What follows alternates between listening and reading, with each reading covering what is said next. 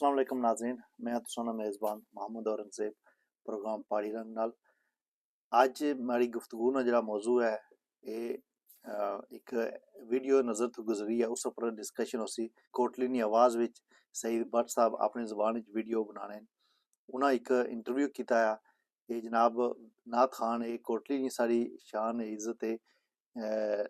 वहीद सुल्तानी साहब उन्होंने सईद भट्ट साहब इंटरव्यू किया कोटली नी आवाज़ विच, उसने पर गलबात करसा अज। उन्हें जनाब जिहड़े हक खतीब साहब है, जिहड़े नाम निहाद पीर है, उन्होंने हक विच वीडियो बनाई है। और मैं समझना जी कि असां जितने लोग बाहर रहने आ, बैरून मुल्क रहने आ, जिहड़े आज़ाद कश्मीर विच रहने आ, जिहड़े पाकिस्तान विच रहने आ, असां की इसने खिलाफ आवाज़ उठानी चाहिए है, ना कि इसने हक विच। क्योंकि खतीब साहब ना आस्थाना आ, उस पर तुसां तको कि और उन्होंने इकरार उल हसन साहब ने बड़े अच्छे तरीके नाल उन्होंने की एक्सपोज किया है। तो असां कश्मीरी जिहड़े आ पढ़े लिखे लोग हाँ, असां कश्मीरी जिहड़े सुलझी कौम है, असां की उन्होंने हक विच गल नहीं करनी चाहिए। इस मारे कि पूरी दुनिया की पता है कि वो जाली पीर है, वो हक खतीब जिहड़े वो बनते न, और ख़त्म नबूवत पर जी उसकी आड़ च अच्छी तो वो पिछे छुपने की कोशिश करने, और अपना उन्होंने धंधा तुसें सारें की पता है कि वो क्या है। असां जिहड़े बैरून मुल्क रहने असां चीज़ां की बड़ा क्लोजली तकने ऑब्जर्व करने और असां सोचने कि असां कौम की क्या होई गया है। ये इतनी खूबसूरत कौम सी जिसने विच इकड़े चक्रां विच पई गई है असां कौम, कश्मीरी कौम स्पैशली इकड़े चक्रां पई गई है। और वो ऐसे बंदे की डिफेंड करनी है जिहड़े नाअहल है, जिहड़े चोर है, जिहड़े लुटेरे न, और जिहड़े पीर नाम निहाद पीर है। वहीद सुल्तानी साहब जे तुसां इ'यै जे पीरां की डिफेंड करने हो जिन्हां तको लोकां नाल क्या आशिर करने न, किस तरह लोकां की लुटने न, दिहाड़ी दिहाड़ी लुटने न, और करामात दसने न जेह्ड़े नाकाबले बर्दाश्त है। इ'यै जे जेह्ड़े पीर होने न ओह् इ'यै जे कम्म नहीं करने।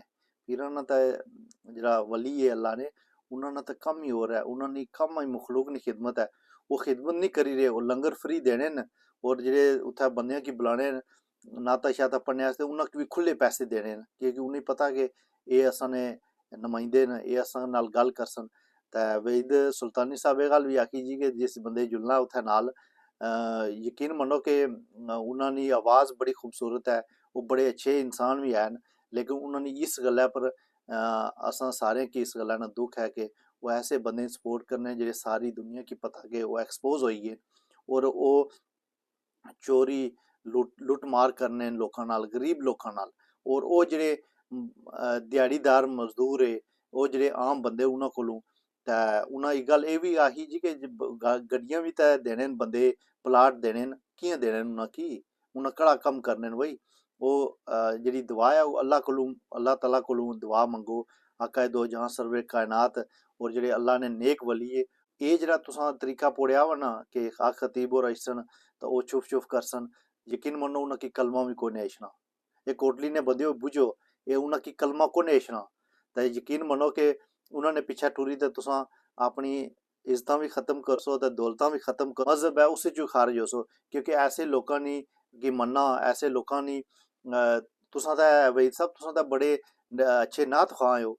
तुसां की ते तुसां दा अकीदा इतना पक्का होना चाहिए कि तुसां की ते इ'यै जे पीरां दी जरूरत ही कोई नहीं, उन्हां कोल जाने दी भी नहीं जरूरत, ना उन्हां कोल खत्म नबूवत ने नामा पर वो लोगों की बेवकूफ़ बनाने। और इकरार उल हसन साहब की मैं खराज तहसीन पेश करना, और उन्हां की मैं ये गल आखसा जी कि इ'यै जे लोग जेह्ड़े माशरे ने नासूर बनी चुके हैं, उन्हां की एक्सपोज करो। चाहे वो सियासी लोग है, चाहे वो मजहबी लोग है, उन्हां की एक्सपोज करो, ताकि असां माशरे विचों इ'यै जियां गल्लां खत्म होवन। इस तरह तुसां सियासी लीडरां की भी डिफेंड करने हो बहुत ज़्यादा है। सियासी लीडर भी जेह्ड़े चोरी ना तुसां टैक्स ना पैसा चोरी करी ते तुसां की देने न, और तुसां उन्हां की सपोर्ट जारी करने हो जी कि जी ठीक है जी असां ने चंद जेह्ड़े इन्हां पीरां ना भी ते और सियासतदानां ना भी इ'यै कम्म है कि वो चंद लोग जेह्ड़े अपने टोड़ बनाई किन्ने उन्हां की पैसे देने न, वो फिर अग्गें एडवर्टाइज करने न। ते लिहाजा तुसां जेह्ड़े पैसे उन्हां कोलों किंदे न या जेह्ड़े उन्हां तुसां की दित्ते न, प्लीज़ उन्हां की वापस करी ओड़ो। ये पैसे नहीं स्हेई उन्हां ने, उन्होंने पैसे ਜਿਹੜੇ गरीब लोगों को इतने बड़े मजमा इकट्ठा करना और फिर इस तरह ने ट्रिक करना और आख खतीब साहब की मुहब्बत की आवाज़ उठाना या उन्होंने आख विच गल करनी, ये मैं समझना जी कि ये अपने आप नाल भी दुख आया, इस्लाम नाल भी दुख आया। और जेडे सही वली है, जेडे सही पीर है, वो कदें नहीं आखने बई मैं फलाने बंदे की ठीक करी उसा, मैं फलाना बंदा माड़ी दुआ नाल ठीक होया है, ठीक है। वो आने जाओ अल्लाह अगे अस दुआ कर सकदा, तुसां भी अपने नेक कम करो।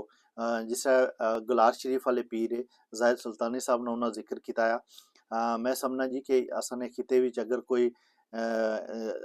इस वेला कोई वली है तो वो गुलार शरीफ वाले उन्होंने कदें तुस तक्या उसी कि कदें उन्होंने कुसा कोलों पैसे नहीं मंगे, कदें प्लाट नहीं कुसा कोलों किंदा, कदें गड्डी नहीं कुसा कोलों किंदी।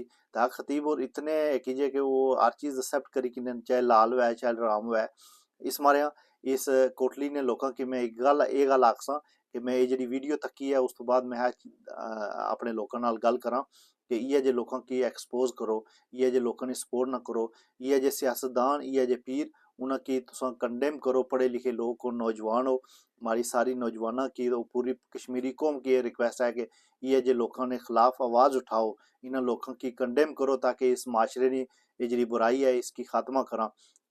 पीरां कोल जाने नाल उन्होंने कोल बहने नाल बंदा कुछ सीखना चाहिए आया, ना कि इस तरह ने फजूलियात जिस तरह इकरारुल हसन साहब दसिया जी कि उन्होंने कलमा भी नहीं अछना, उन्होंने नमाज का तरीका नहीं अछना, उन्होंने कोई नमाज नहीं लीड की कदें, उन्हें कोई सूरत नहीं पूरी सुनाई सके और वो पीर बनते हुए और औरतां आह्ले कपड़े पहने। यकीन मनो कि इ'यै जे पीरां की तकी दे दिलै च सख्त दुख होना कि असां दा दीन बड़ा पुरअमन दीन है, इस विच ईमान नहीं हो तो इंसान ही नहीं। तो इस मारे ये सारे दोस्त माड़े ये गल सुनो, नौजवान सुनो कि ये स्पैशली वहीद सुल्तानी साहब वास्ते भी मेरा पैगाम ये है कि तुसां भी इस अपने जेह्ड़े नज़रिए पर है ना ये करो। ये दौलत हर चीज़ ये वक्ती चीज़ां ठगी करना और दौलत कमाना ये कोई इज्जत आला कम नहीं। और इस्लाम तो इन्हां चीज़ां नी हरगिज़ इजाज़त नहीं देना। हलाल हराम नी तमीज़ करो और ये जे लोकां की मुस्तरद करो तो तुसां दा ईमान भी कायम रेसी और तुस लोकां आस्ते जेह्ड़ा पैगाम देओ उन्हें क्या हो कि अपने वालदैन की खिदमत करो, अपने भैन भरावां की खिदमत करो, अपने इलाके की खिदमत करो, गरीब लोगों की खिदमत करो और इन्हां पीरां कोलों कुछ भी नहीं लभन लगा। अपने अल्लाह और रसूल की याद करो ते अच्छे कम करो। अल्लाह ताला तुसां की बहुत नवासी। बहुत शुक्रिया सारे ना, तुसां जेह्ड़ी इस माड़ी तनकीद है इसकी तुसां पॉजिटिव गिनसो। सईद भट्ट साहब भी पॉजिटिव गिनसन और वहीद सुल्तानी साहब भी पॉजिटिव गिनसन। और आइंदा इस मौजू पर जेह्ड़े भी दोस्तों की रिक्वेस्ट करने ना वो उन्होंने बेसिकली चीले उन्होंने पैसे खादे होने, पैसे किन्ने जिसे सियासी लीडरों ने लोग नारे मारने ना, इस सारा पीर भी चेले बनाने एक बड़ा बिजनेस है। तो मैं समझना जी कि सईद भट्ट साहब भी गौर करसन और वहीद सुल्तानी साहब भी गौर करसन। ये दो बंदे आस्ते अल्लाह ताला तुसां सारें की खुश खुरम रखे। असां जेह्ड़े बाहर बैठे हमेशा तुसां आस्ते पॉजिटिव सोचने तुसां आस्ते दुआ करने। अल्लाह ताला तुसां सारें की खुश खुरम रखे। बहुत शुक्रिया जी, कोटली ने बंदे, अल्लाह हाफिज़।